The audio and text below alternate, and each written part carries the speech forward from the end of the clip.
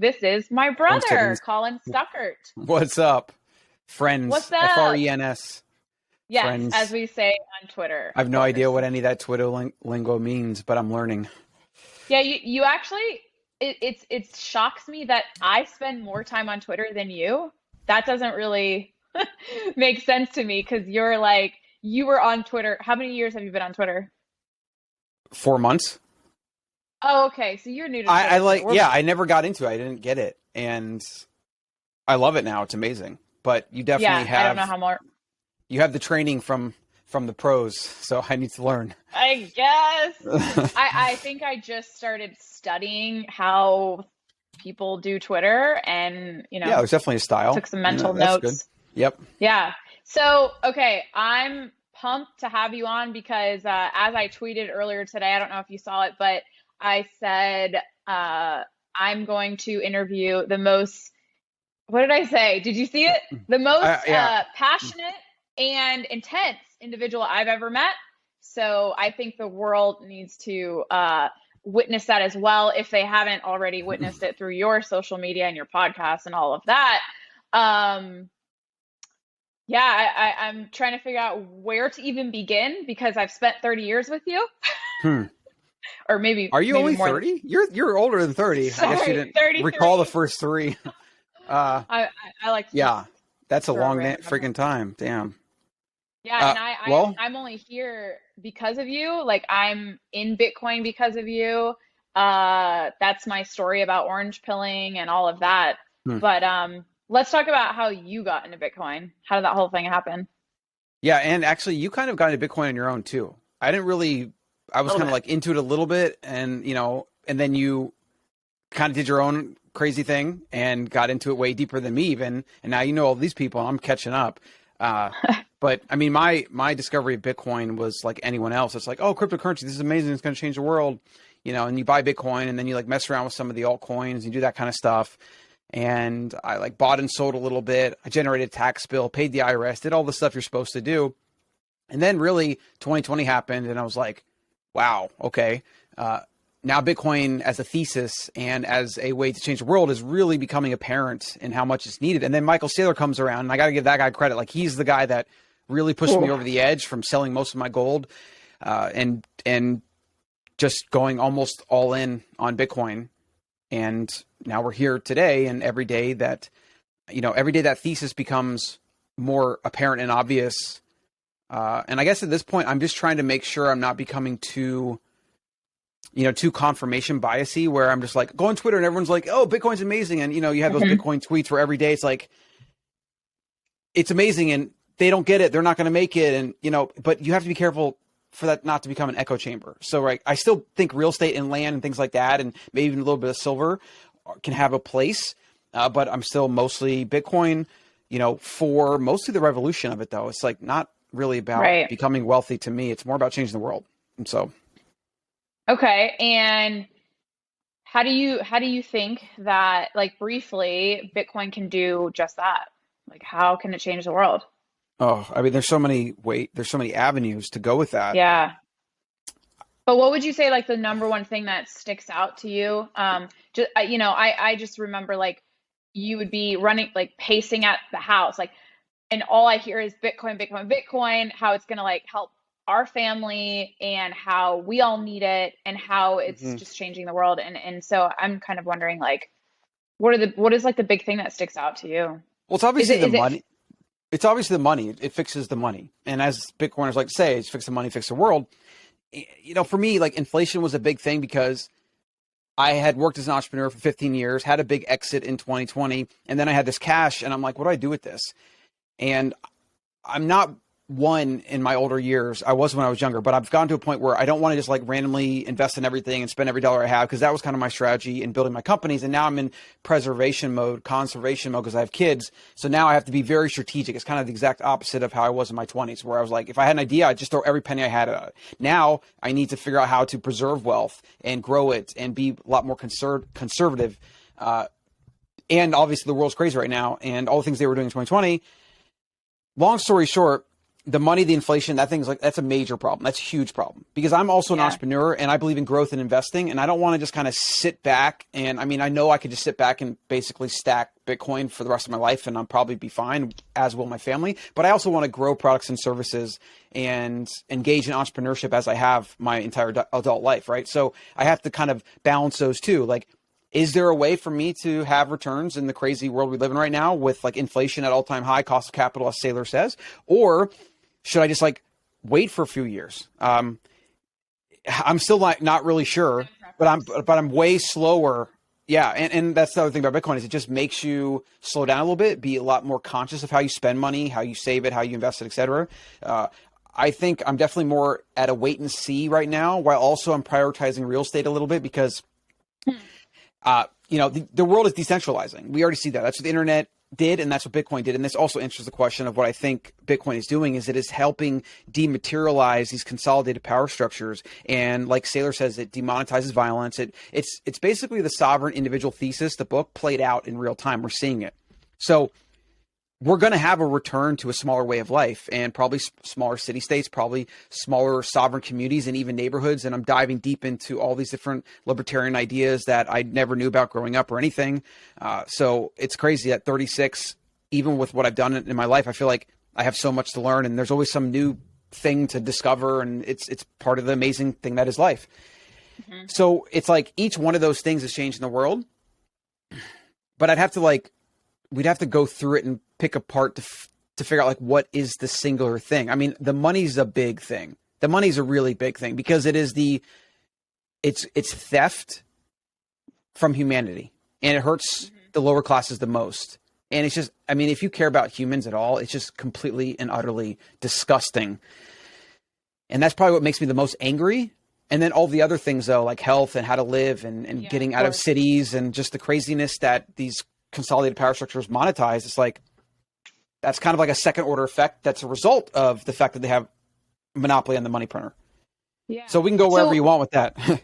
Sure. So it's really hard for me to, I've spent a lot of time around like very successful boomers and I've introduced the concept of Bitcoin, as you know, and listening. I don't know if you were on the Mark Cuban Spaces last night with 15,000 people. Were you?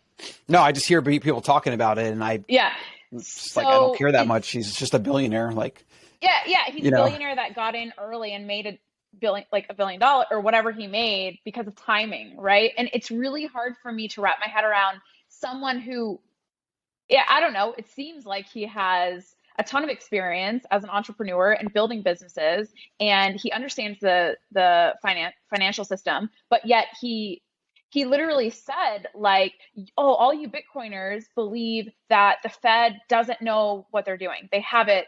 The Fed has it wrong. It's all corruption. You guys are wrong. He's saying that central banking is right in the world. And it's really hard for me to grasp his viewpoints. And of course, all the Bitcoiners are coming at him.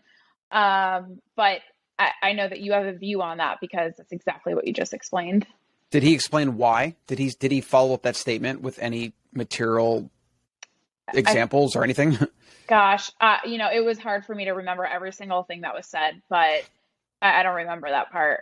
It's recorded, by the way, so well, I mean, part of the problem is he has major incentive to play nice with the Fed, considering he's a billionaire. Exactly. Right. So you don't, first of all, know his incentive. Second of all, he's one guy that got rich during the internet boom. One of the, the few that kind of got lucky. I don't want to say got lucky, but like right place, right time, took advantage, hard worked his ass off. Sure. And then did it. And that was a different time, right? We already see that like most of the companies in the dot-com boom aren't around. There's like a few of them, right? And a lot of people made a bunch of money from some of the hype and speculation. And a lot of the things that were acquired during that time have actually been shut down or been gobbled up by something else. And this is just the ebbs and flow of technology, but it's also the ebb and flow of civilization, which is connected to technology, right? So the thing I thought about when you were saying that is it also explains like how Bitcoin's going to change everything is like we have to go back to the printing press. Okay, do you know the story of the printing press in any way? Like a little bit? What's your understanding of the printing press? Basically printing books, right? me. Okay, all right. Yeah, I was just reading about It was in one of the Bitcoin books. I was just reading about the printing press. Yes. Yeah, so the printing press, Gutenberg, he actually thought it was going to help spread Christianity because he thought he could print a bunch of Bibles and that was going to help. What it did, though, is it allowed people everywhere, it decentralized so that the church's monopoly on information, right? It had a reverse effect. They thought, oh, make this thing, spread Bibles, Christianity flourishes, the power of the church flourishes. What happened is you have people like Martin Luther that's basically like, you church are full of crap. I'm going to print my version of it, plus pamphlets calling you out in your full of crapness. And then that is how the church lost a lot of its power. I mean, in a nutshell, basically, right? And so Bitcoin is like that for things like the Fed, even the federal government. You know, why do we need these massive conglomerated power, like where the government is literally 50% of GDP? Like it's literally the USSA, the United Socialist States of America. 50% of GDP at this point is just government. Right. And we know that government takes in tax revenue and do all these different things. And then they give like maybe a penny of value in return while all that money just goes off through crony capitalism and crony lobbying and whatever. Right. We know that it's just not an effective form to do anything. And we know that the free market does things always better. So Bitcoin is kind of like it was first the internet. The internet was our generation's printing press. Where now I have this theory that every time Facebook or Google censor something, I'm actually happy, because it actually strengthens the idea and it spreads it more. It's kind of that printing press effect, right? Because think about it. Every time some like marginally successful Instagram account with like 80,000 views, every time their account gets like blocked or this or that, whatever, they share, oh, look what Instagram did to me. And then like hundreds of people share that and talk about it, right? It's like, they have no idea what they're doing. They're just trying to control, playing whack-a-mole with millions and billions of humans spread out, and they're going to lose. It's just like the printing press, and that's what Bitcoin does, and that's what's also happening to the Fed. So I can answer the question on the Fed, my thoughts on that, unless you have anything to add there first. Yeah, no, I was just going to say, for anyone in the audience who may not know, which post are you referring to on Instagram, just so people understand? Like probably there's tons of them that go against the norm or the narrative. Well, I mean, so obviously. Yeah, I mean, like vaccine, we saw it earlier, like they were trying to basically block anything that even used the word vaccine. And then I think they realized they can't just do that because everybody was talking about it. And then it hit a critical mass. And now you can kind of like use the word vaccine, but they have their little bullshit disclaimer or whatever, right? It's a joke, free right? Speech is out the window. Yes, they're trying to control it, but they're trying to control something. It's like, there's like, what's a good analogy? There's a boat and there's thousands of leaks, and every time you patch one little leak, two more sprout up over here. It's kind of like the Hydra. You cut off one head, two sprout up. That's what censorship does, right? It's also what the war on terrorism did. It created more terrorists. Because I promise you, if I lived in one of those Muslim countries and you came bombing at me and I had nothing to do with it, you're going to radicalize me, period, right? And that's true of most people I know. You watch your brother or sister get bombed in the street, right? Because of something that some other people may or may not have done. Are you kidding me? You're now an enemy to me for life, right? Yeah. So it's just like the principles here are that nature is against consolidation. The bigger something gets and the more consolidated it gets, the closer to collapse it gets, right? And this is why I really like that. You mentioned nature. That's a good way to view it. I was going to give an example of nature. If you actually look at like elephants and whales, there's some biologists that have documented this where there's basically a limit to the size of mammals, and it has something to do with like heart and blood flow, whatever, to where we literally can't get bigger than that because then the thing can't support itself. So there are certain kind of limitations in nature. And I wonder how that applies to dinosaurs, because you have some pretty big dinosaurs too. So that's a curious question actually, but it's the same thing with government. It's like they get too big, right? And then they try to control everything.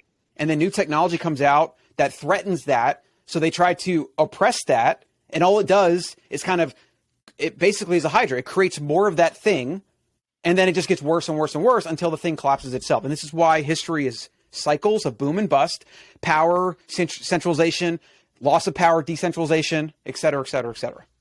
Yeah. So interestingly enough, I just finished this book today.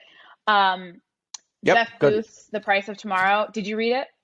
Oh, I mean, I read it right when it came out. I didn't even know he was a Bitcoiner. It kind of like disconnected. I'm not going to ask you if you read books anymore because you've already read all of them. How many books do you read a year? I don't keep track anymore, but I mean, for a few years, I was like, I need to hit 100. Now I'm just like, I mean, honestly, now most books that come out are not good. Like I've kind of like, I don't want to read 100 books. I want to read like 20, maybe old books or only if they're really good. Yeah. Yeah. So the point is, in that book, he just talks a lot about how technology is revolutionizing every industry and it's just Hmm. changing our world. And it's interesting because it's like AI is essentially gonna, I mean, I think it's gonna take out government, right? Yeah. I mean, there's some Between interest. AI and Bitcoin, like there's no way that government can maintain their power. And it's gonna Mhm. be a massive fight. And I think that's literally what we're in the middle of. Yes, But we are. We are in the middle of it. It's a mhm. revolution. It, I do think there's a model of governance, and there's going to be a lot of these that we're going to have to experiment with. Smaller Yeah. communities, smaller city states, nation states. There's probably even forms of government that you can opt in, similar to Bitcoin, that has some kind of decentralized nature, has some kind of consensus mechanism and like rules, so that you basically opt in, and for as long as you're opted into this society or government, or whatever, you play by these rules, and AI and contracts kind of enforce it. I don't think any of these kind of like Bitcoin forks that talk about how they're changing the world are it. I think it might have to be something that happens on accident. I don't really know what that's going to look like, because it does kind of conflict sometimes with the immaculate conception of Bitcoin, right? And that idea of like true scarcity. Like, can we ever do that in a different way? Or will there always have to be some kind of project that has like maybe a certain kind of human control, that, and maybe there's like a voting mechanism or something. I don't know, but there's going to be something along those lines that is going to be some kind of AI based, probably math based solution to the problem of government. The problem of money is solved by Bitcoin because you remove human nature. The problem of money is always human nature, Love that. right? The problem of government is human nature. Okay. And Bitcoin, as we've seen, is an opt in, non coercive solution to money. So all of us that participate in it do so by choice. And when we get into it, we actually, it kind of like removes a lot of the human issues, because we want to enforce it. We want everybody to play by the rules. We want it to be as equal as possible. We need to figure out some form of government or community structure that does the same thing.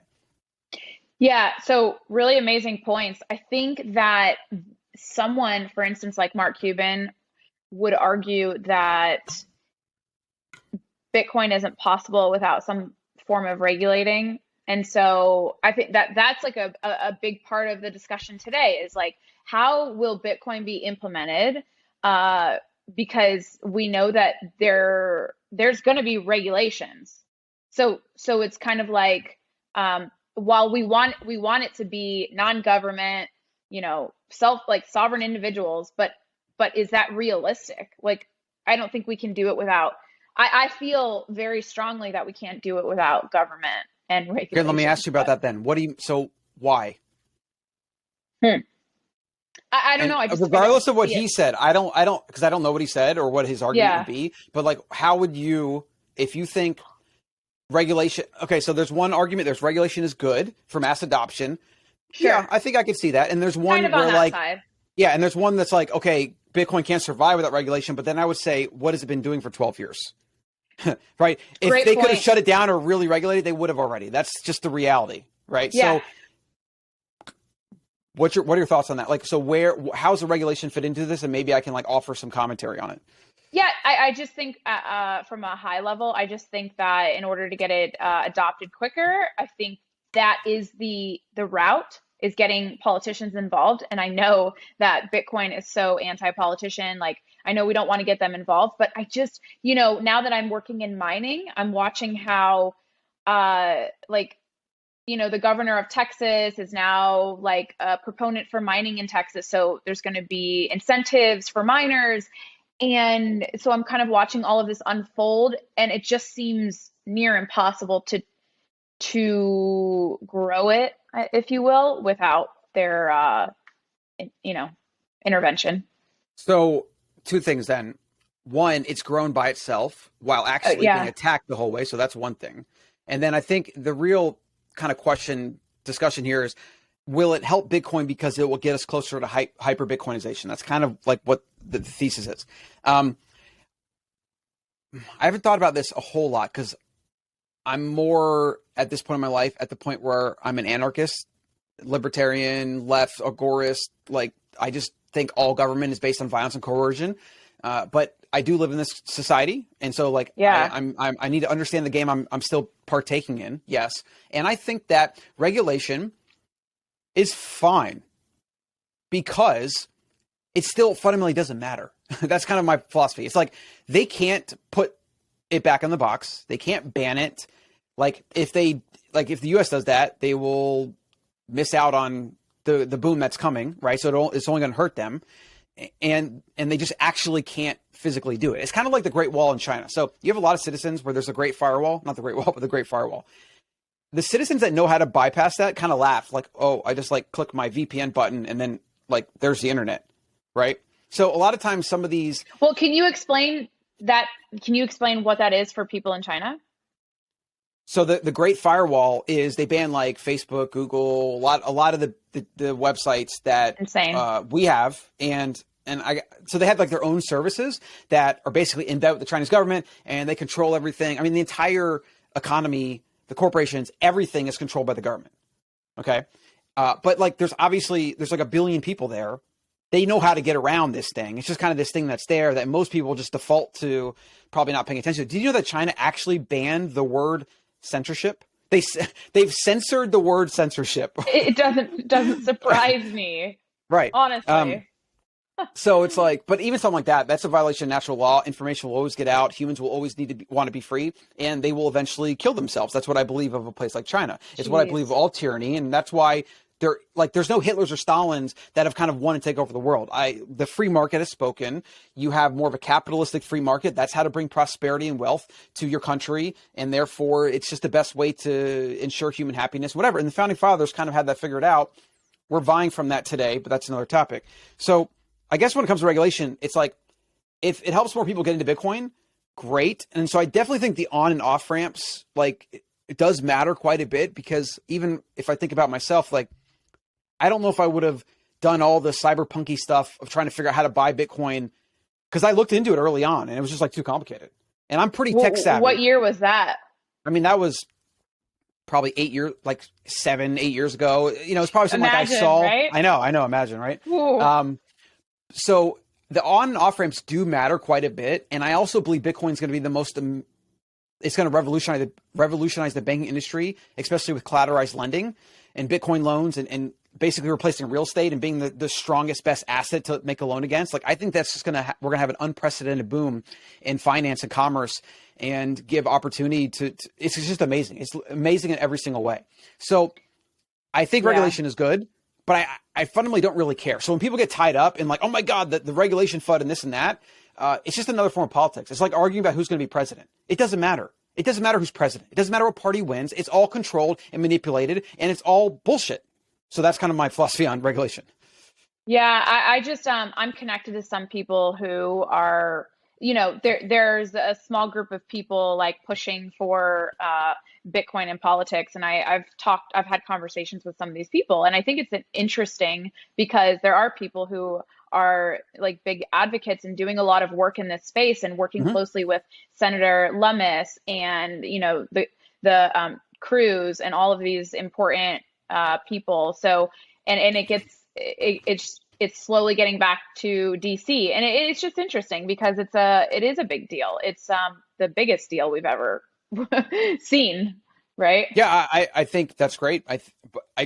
For me, my life is not my life and my time. I want to have nothing to do with politics. That's kind of the point I've reached in life. I don't blame you. And some people want to do it, and that's their thing. And like, I guess in a way, like they do help stymie some of the, I hate to say left or right, but some of the craziness coming out of the left, they are kind of trying to stymie that. So I do like seeing that. But for me, it's like life's too short. I'm not going to make a difference. And the game itself is rigged, so I'm not going to play it. I also believe that Bitcoin's going to win no matter what, right? Yeah.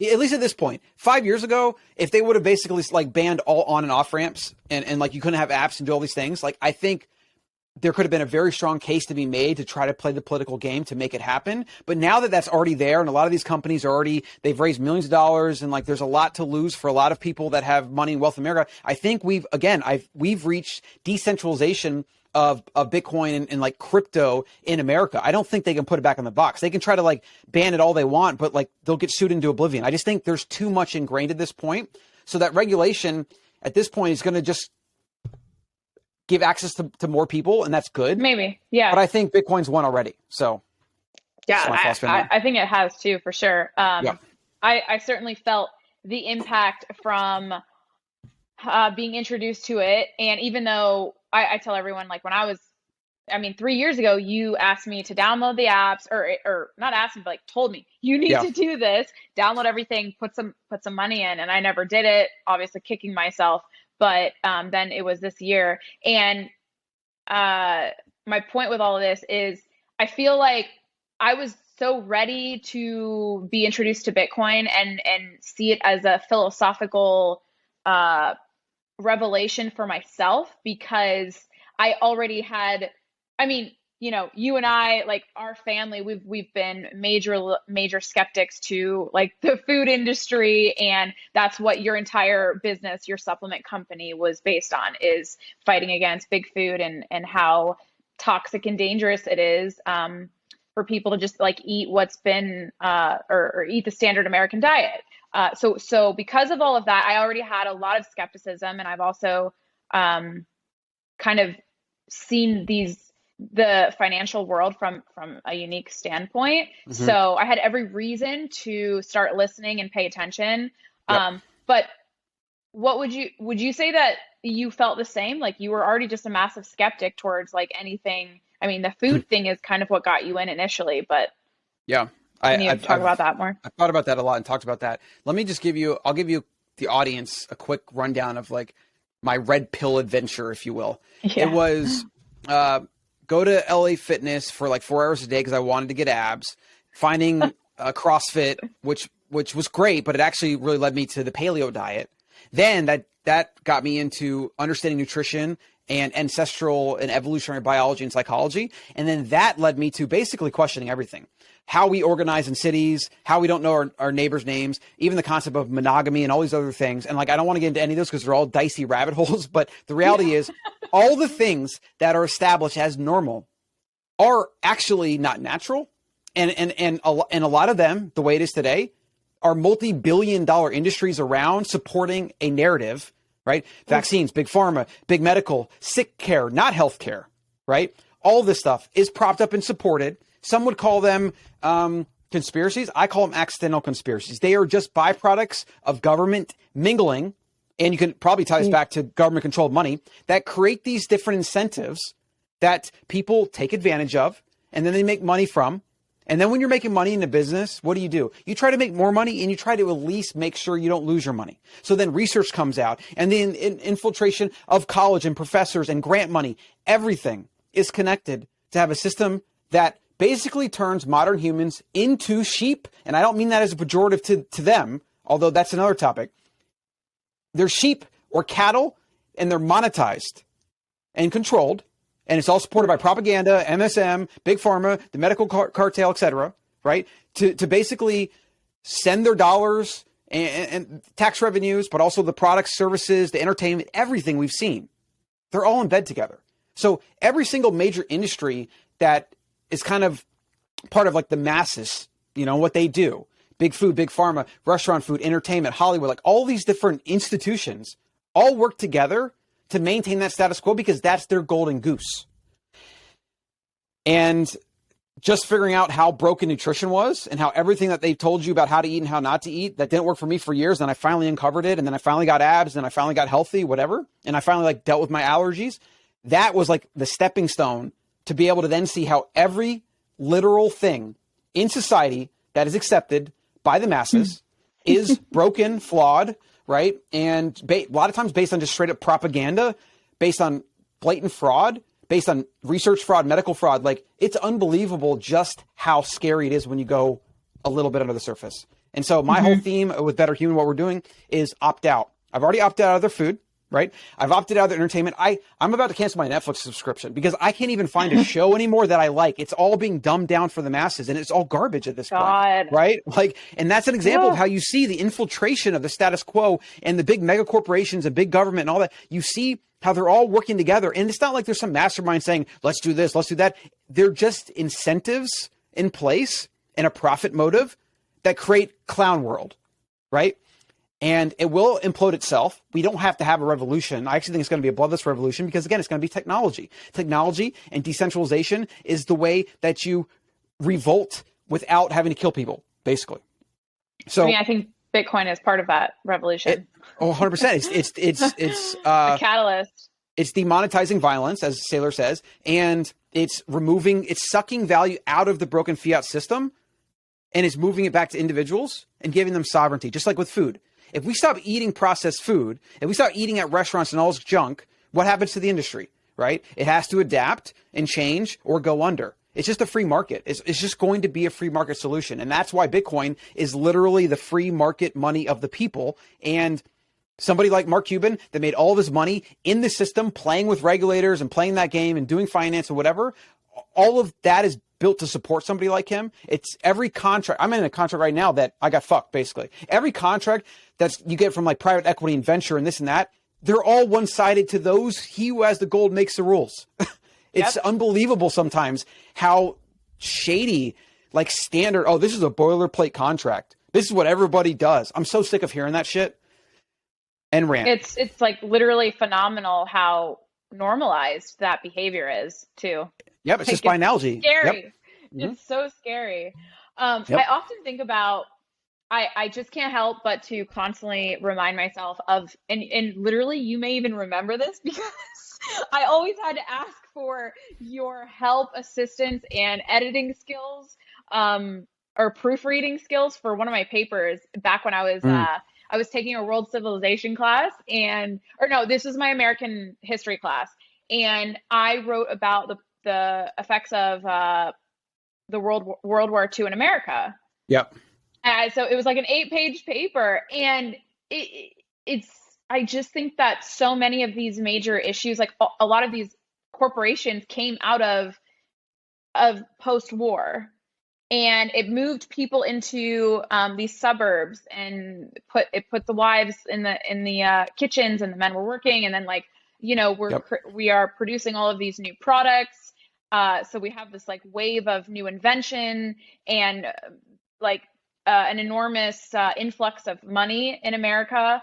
And now we're spending time like trying to undo so much of that behavior, Right. Well, look how Rome was the most powerful civilization in history, and then it just killed itself.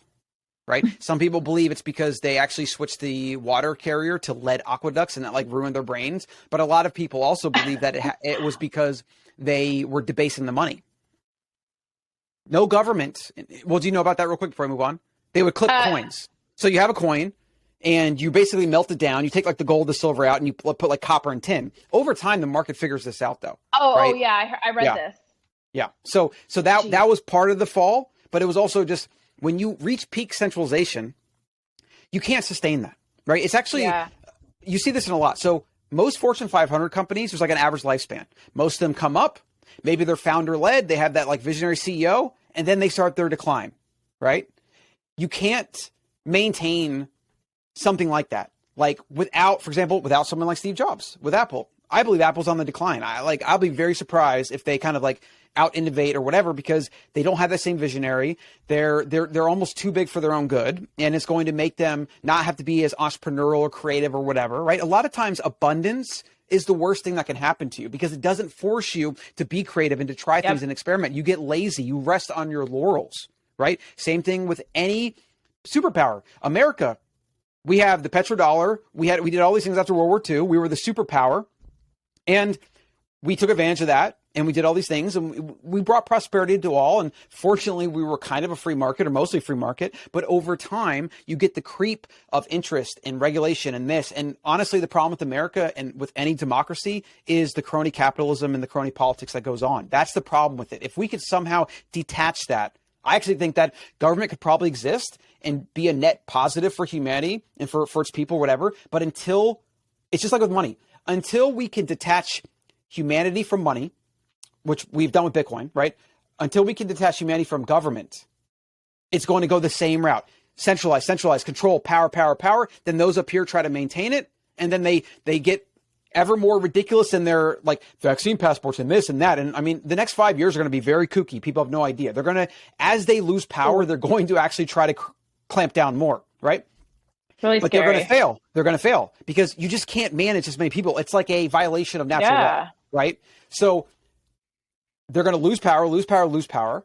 And I mean, if we didn't have Bitcoin, I'd probably be living in a bunker somewhere. Cause like, it's like our best chance, to be honest. Cause if we didn't have that, I don't know what we would do. Right. But my hope is that Bitcoin can kind of pick up the slack, and then smaller city states, and can empower people and et cetera, and bring sovereignty. And then we can have kind of a gradual shift rather than some revolutionary, massive thing. And I don't know, we might still have that. I mean, as the government start losing their power, they might get desperate and get crazy. Yeah. It's just like super hard to imagine what the near future will be like. Uh, I was listening to a Clubhouse room today, and they're talking about how they think Texas will secede. And I'm like, holy shit. Like, I actually hope they I've been do. hearing this, Yep. I've been hearing this conversation more frequently. It's certainly something that is possible. I mean, 100%. with the way things are going, what are your thoughts on that? Yeah. I'm glad I don't know. I mean, so here's the thing. Lincoln was not a friend of the slaves. Lincoln was not a hero. Okay. This is the problem with history. It really needs kind of a revisionist retouching, because most of the people that we herald as geniuses or this or that, or people like Edison, he invented the light bulb, and really he stole most of his shit from Tesla. And he was a really great businessman, but he was ruthless, and he wasn't much of an inventor, to be honest. It's like stories like that, right? Lincoln did not want the South he didn't want to break up the Union. That's why they went to war. They did not go to war to free the slaves. Nobody that tells you that that's why they went to war was to free the slaves, they don't know what they're talking about, right? So that's just one example. I don't know that if today it will be something that, yeah, it's written in Texas's state constitution, but I don't know if the government's going to really be okay with that, because maybe with Lincoln, I think his threat was like, he thought it would give other states kind of like the okay to do it themselves. So I think he just thought he would lose control of everything. And so they went to war to kind of protect that, because he thought like the Union and staying together was like the most important thing, right? I don't know. Maybe that's what we have today. Maybe Texas is like, we're good. We're going to do our own thing. We got our own food. We got our own this. We have ports. We have access to water. Like, we have all the things we need, and plus we're huge. I don't know if the federal government would be okay with that, to be honest, Mm-hmm. But I think that it could be a good thing. And I mean, I think America in general should probably split, maybe just right down the middle. All the left-leaning liberal governments that want to keep running their state that way, do that, right? And then we'll see who's the victor. We'll let economics and free markets do its thing, because we know what will happen. New York and California will go because they won't get bailouts from the federal government anymore, and people will leave. They'll just leave. They'll go to a place that's freer, that has more prosperity, whatever. It will be the free market taking action as it should. And the reason it hasn't done that, and the reason we have so much crazy politics and just crazy nonsense and identity politics and virtue signaling, whatever, is because we don't have a free market. We have crony capitalism and crony politics, and government has its hand. This is a good one. I saw today, there's a small town somewhere, I believe it's in Georgia, Alabama. You need a permit to have ice at your restaurant. So this restaurant didn't have ice because it hadn't yet got approved for its ice permit. Yes. That can't be true. No, it's true. This is the problem with government. It always grows and grows and grows until it kills itself. It's like a Frankenstein. It grows until it kills itself. So I don't know what the answer is. I do know that like having land, guns, and water and food and all these other things matters a lot to me. I hope I never have to use any of it. I hope I over prepared, right? But I'm the type to hope for the best and plan for the worst. Yeah. So I saw on I don't know if it was, I'm assuming your Instagram the other day, like you had bought a bunch of food or like stable. What'd you buy recently? I bought 300 pounds from Costco, Instacart delivered. I didn't have to drive there. It's actually pretty amazing. Wow. So again, I love technology and I love the free market. I just can't stand government involvement in it, right? So I got 300 pounds. They delivered it to me. They did all shopping, shows up at my doorstep, and it was flour, sugar, and honey and rice. Now, what a great idea. That stuff mostly will last forever. Like flour, you got to kind of do a certain way, but sugar, if it's stored properly, will last forever. Honey lasts forever. And so I'm just trying to get as many calories as I can in a way, and I put them in these food safe 5-gallon buckets, and then I stack them in the garage, and I label them, do a bag, some duct tape. I just try to make them very, very, very, very resistant to moisture, and I put some like those moisture packs in there. And I have that. Like I have cool. tens of thousands, probably hundreds of thousands of extra calories now in my garage.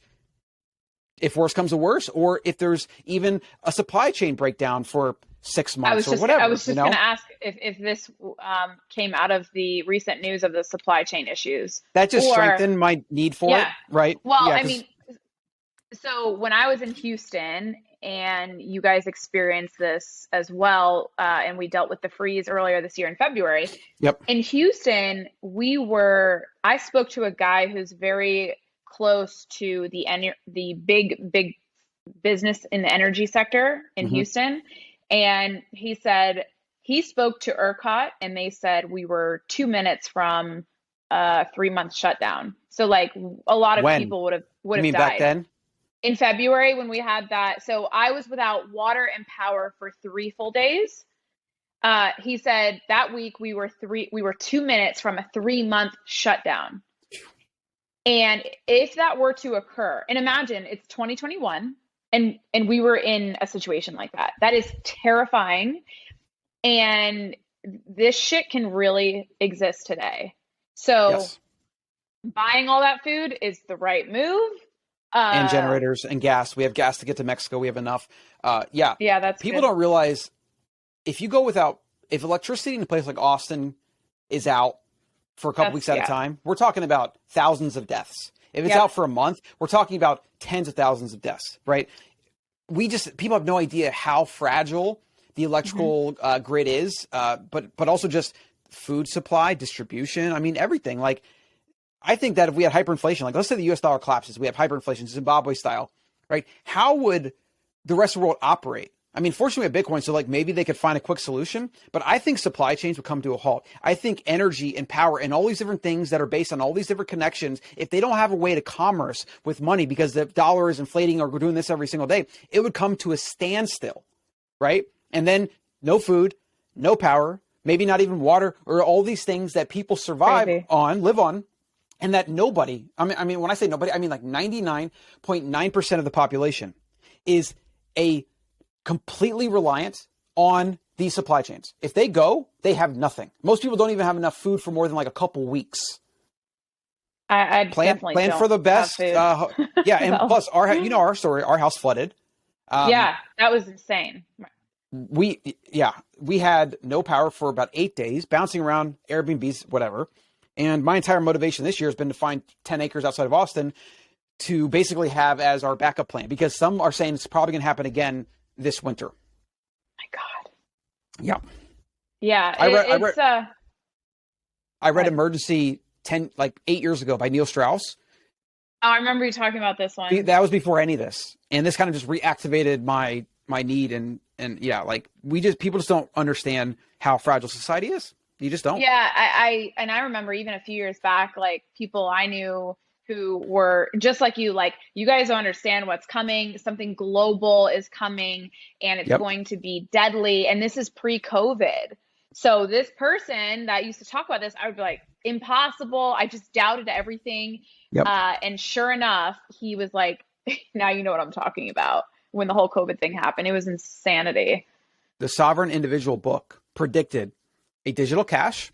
They predicted that the global elite and powerful would use something like a massive pandemic, right? They literally predicted this. I'm reading another book on vaccines that talked about how they're going to slowly erode away your freedoms, and they're going to use pandemics and viruses and all this fear mongering around it to create something like a vaccine mandate. And these are things that were written years ago, right? Geez. Now it's like, Scary. okay, is this conspiracy?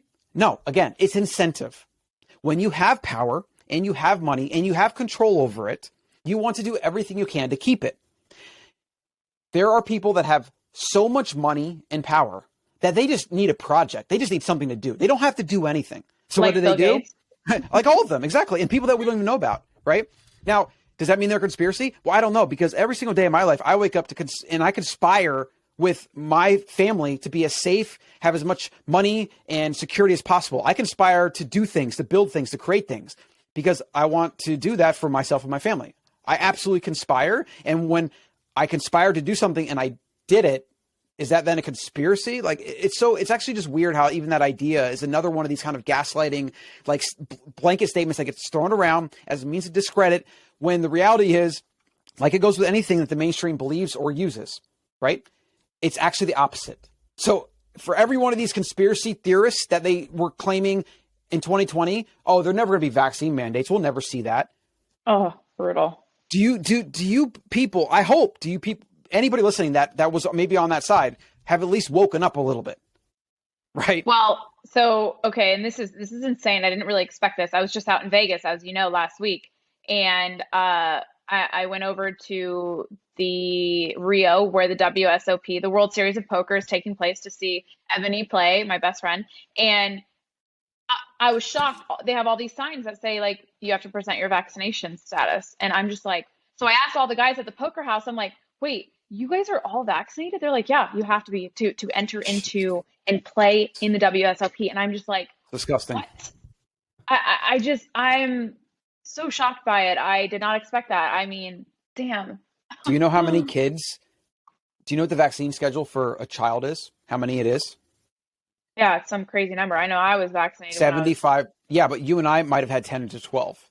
Oh, okay. 75 plus, all of which we know they contain heavy metals and toxins and all these other things. So you're even newborn babies, I believe, are supposed to get them or whatever. You're telling me that these children whose immune systems are growing and developing, you're inducing a man-made substance into their body, and that's then good for them? There's a quote. We won't have to go into this, but I'll leave everyone with one quote. This was a doctor, I believe he said it in like the 90s or whatever. He was an early cancer researcher, vaccine researcher, whatever. He said he's never seen somebody with cancer that was unvaccinated. He's never seen a cancer patient that was not vaccinated. Yep. Yep. Who wrote this? I'm just going to jot it down. I got to find the quote. It's in a book I'm reading. Yeah. Okay. But if anybody's interested in this, and they should be, I mean, the fact that we can't even talk about a medical drug that is created by for-profit companies. We can't talk about that and that not be like taboo or censored or whatever is absolutely ridiculous. This video might get pulled down. Dissolving Illusions is a very good book for everybody, but no, it won't get pulled down. Yeah. So, I mean, I certainly, this is a Bitcoin podcast, so it's like, it's hard not to talk about like these real life issues because it's all tied together. But I would love to one day have like an expert on vaccines on both sides. I mean, yep. I know that this already exists out there, and I just do it because I want to learn more. I don't know enough to make like a firm stance on it. I just know that I don't want to put things in my body, and I also like don't want to eat shit food. So it's pretty like, it's a practical approach, I would say. Yeah. But anyways, I'll leave you with like two things on that. So the CDC has no actual isolated virus of any of the major viruses that have ever been a part of any pandemic or anything. If you send a written request to the CDC, FDA, whatever, I think it's FDA, but CDC too. By the way, CDC is a private institution, just like the Fed. So it's funny because if you're a Bitcoiner and you think the Fed's corrupt and you know about money being corrupt, then you should know how corrupt the medical cartel and all that is. It's completely corrupt. I think most a lot of people don't. They're still trying to toe that status quo because they grew up with it, right? And until last year, I didn't know anything about this. But then we had kids. Allison went deep into vaccine research, and I kind of was like sitting on the sidelines, like, well, okay, I mean, we're not going to vaccinate, but like, I don't know, I don't really care enough to dive into it. And then something sparked my interest, and I read Dissolving Illusions, and then I read another book on terrain theory and germ theory, and now I'm literally going down this rabbit hole. Oh wow, it's pretty crazy, actually, and it's probably the thing that has been making me the most angry and radicalized because they're doing this to children. I know. Right? My thing's always the kids. Like if adults want to be sloth pieces of shit and they want to just like buy the fiat paradigm and eat their seed oils and do other shit, that's their decision. But when you put that upon children who don't have a say in the matter, and then you load them up with drugs because that's what everyone says you're supposed to do, I don't know. There's just something in me. It makes me want to fight. It makes me want to hurt. It makes me want to destroy. And all I can do is share facts, right? Because that's the thing. There's a good quote here. Somebody, I think it was like Dale Bigsby or Robert Kennedy Jr. They're both big anti-vaccine guys. Somebody said something like, well, you're not a doctor. How can you know? And he's like, I know, that's the point. All I have to do is read. All you have to do is read. Read some research. Read what's available. Look at the information. Right? Yeah. It's crazy. And people can't do that. They need to listen to a figure who has a degree and to tell them what is in this life. Look where it got us. Look where it got us. The health experts, look what they did all in 2020. So 2020 is actually perfect for waking people up because it's just a proxy for how everything's always been. It's just like brought in broad daylight, right? Because I wasn't thinking about vaccines. I don't care.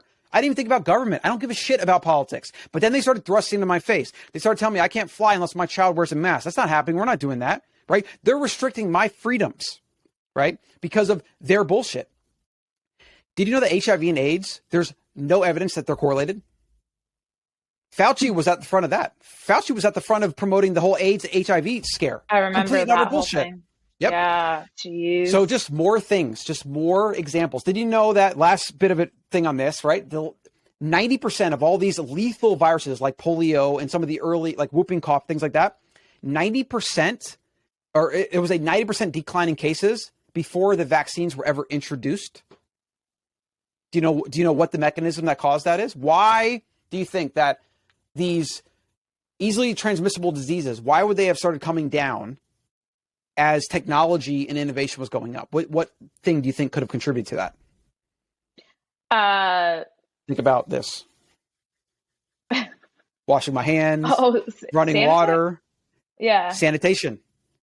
People, we used to shit in water that we would drink out of, right? In a place like New York, there was no plumbing.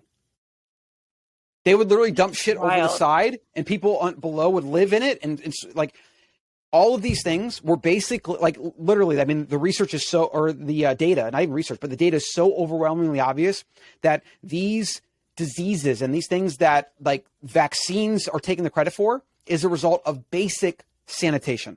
I mean, the fact that you even have running water in most buildings is one of the most miraculous things that we just take for granted. Like, it's incredible that I can literally drink water out of a faucet. That is one of the most amazing accomplishments of humanity. Exactly. And a lot of people around the world don't even have that. You go to India, they still shit in the yard. Do you know that in India, they didn't even want toilets? It's kind of a funny story. People were so used to shitting in like a field. They're like, that, no, don't give me exactly. toilet. They installed all these toilets and then they had people going around with sticks. And if you were shitting in the street, they would slap you and say, go use a toilet. Because it was just like weird to them or something. They don't want to shit in their home, basically. It was this weird thing. I don't blame them. I mean, you just get so used to like, you know, because naturally humans gravitate towards just being in nature. When you try to manufacture things and add them to your life, doesn't feel right. Well, if you're not supposed to shit where you eat. Or eat where you shit, right? So like if your kitchen's right here and there's a toilet right here, it just doesn't feel right. What are we doing? Exactly. Elevators. Most people wouldn't get on elevators. There was all this FUD around elevators and they're being dangerous. There was campaigns against bicycles. You know who funded the campaign against bicycles? Horse makers and carriage makers, because they thought bicycles were going to steal business. Just like the banking industry is going to spread FUD against Bitcoin. It's the same thing. Technology, it comes, it threatens the current status quo. Those in power that benefit from the status quo attack. And over time, because the technology is so much better, it wins out, but it still goes through these things. You know, it's just crazy. Like, the world, everything that we think we know, if it's been given to us by professors, teachers, doctors, parents, every single thing that's been given to us by other people is likely wrong. It just is. And the internet has really kind of brought this information out and allowed it to share it. It's like, it's our generation's printing press, which is allowed to do that. Yeah, it's also like I feel what you mentioned earlier about like you're 36 and you're like, oh my God, I have so much to learn. I feel like I haven't scratched the surface with anything. I just am like every day, like, how can I maximize my time and study so many different industries, because it's all like tied together.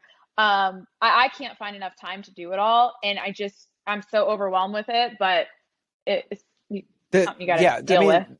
For me, a big shortcut for most people is first principles thinking and just being a skeptic in general, right? Because this is what people don't understand about, let's just take science and research, because science today is more capital S. It's scientism. It's not science. It's about basically saying, oh, there was a few studies, it got picked up by other doctors, and then they started saying it a lot, and therefore now it's scientific fact. That's bullshit. That's not how science works. That's capital S science. Science is an ongoing process of trying to find falsification. You're trying to prove wrong something because that's the only way, as Karl Popper pointed out, to prove whether something was right or not, right? There's even things within Einstein's theory of relativity that doesn't really mesh up with quantum mechanics. There's these certain inconsistencies that we can't really grapple around. So like most of the things we don't really know for sure, but what you can know for sure, as Socrates says, is I know that I don't know for sure. Yeah. But I don't know for sure. That's a huge difference.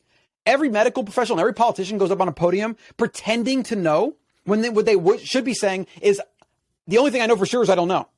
And maybe here's my best guess, and then maybe do what you want with it. But that's not what it is now. And that's what defines propaganda.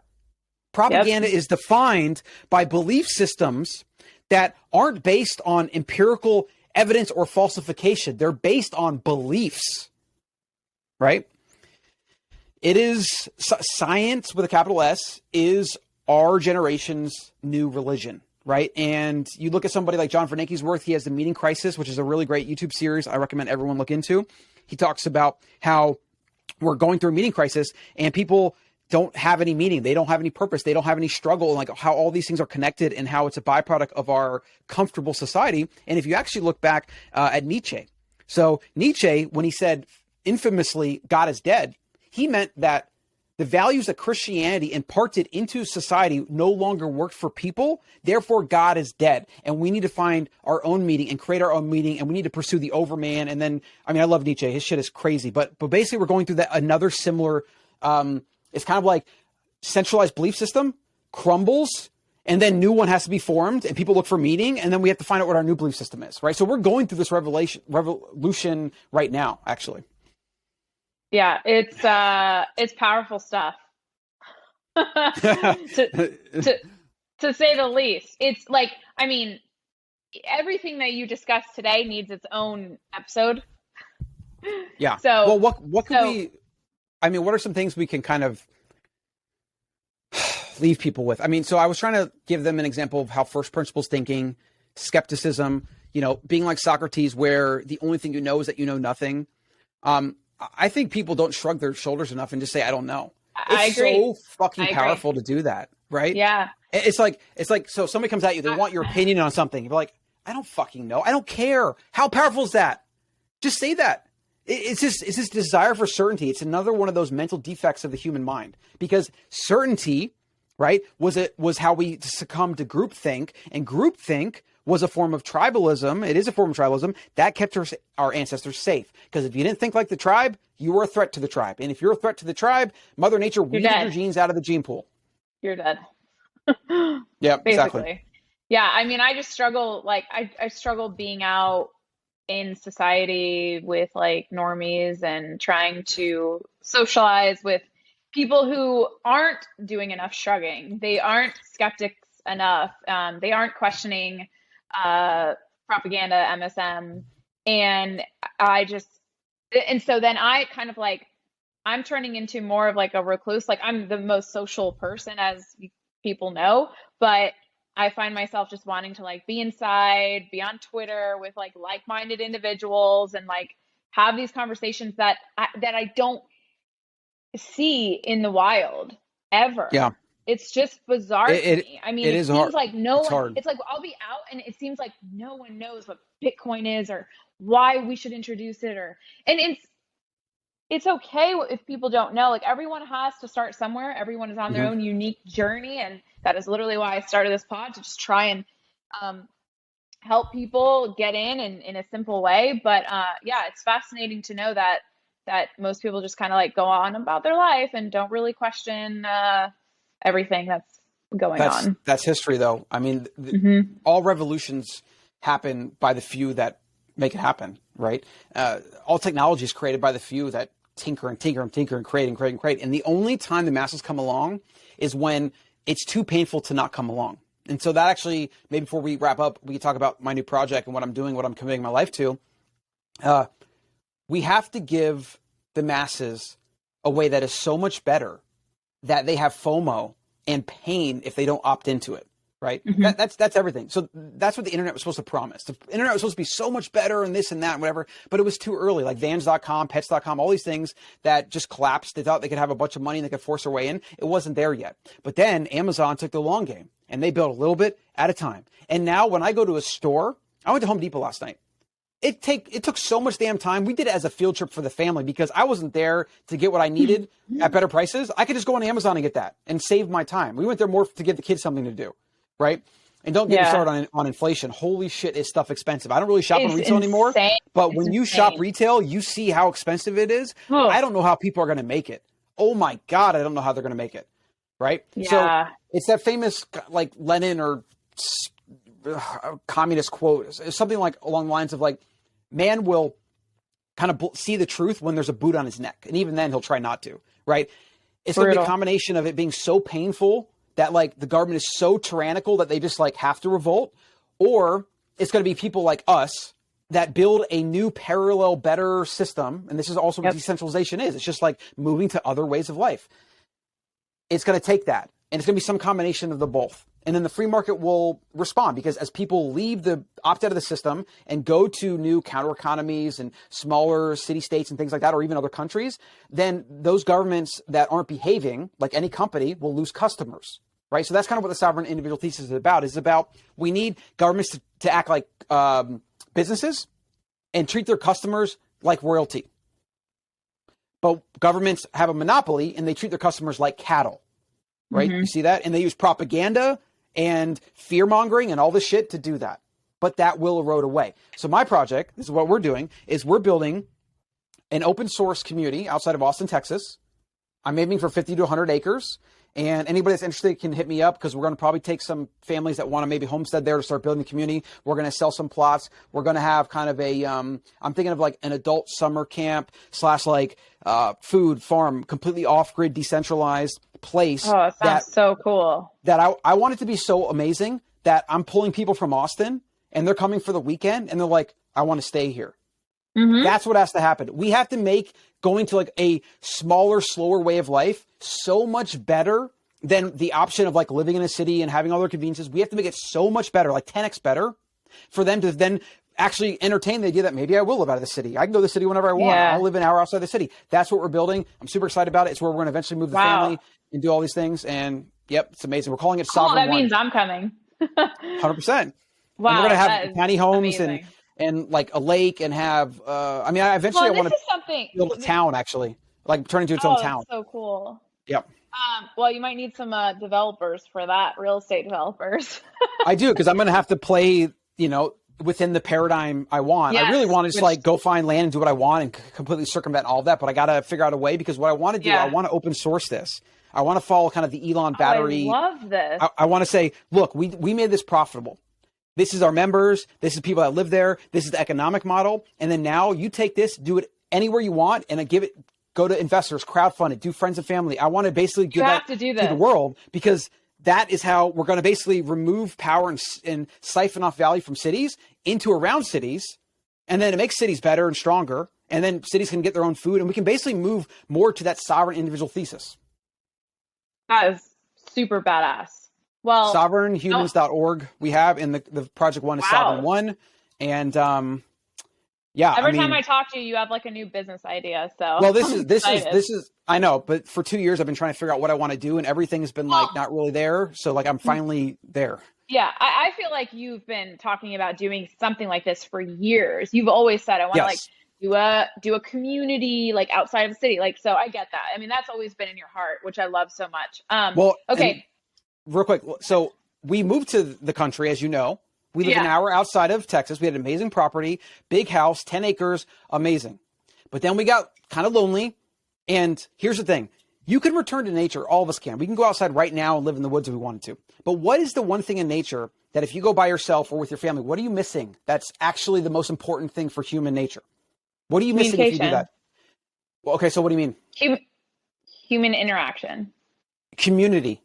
Yeah. If you as a family go live in the woods somewhere, great. You're like kind of getting in touch with nature, but you're missing the other humans that are needed. You can't do that. Yeah. You can't do that. Really? And that's why it doesn't work. And that's why usually most rich people that do that, they just like have a property and then they kind of come back to the city because like that's where the people are.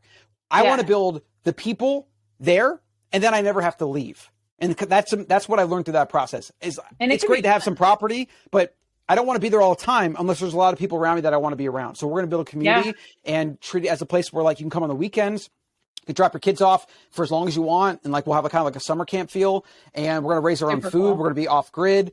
And then hopefully more and more people want to live there full time, and some will just live there part time. Some will treat it as like a vacation thing to get out of the city. That's great too. Yeah, it's cool. I mean, I find myself reminding people like, hey, your training, your workout program is important. Your diet is important, but so is communicating and socializing with other individuals. And your relationships are very important.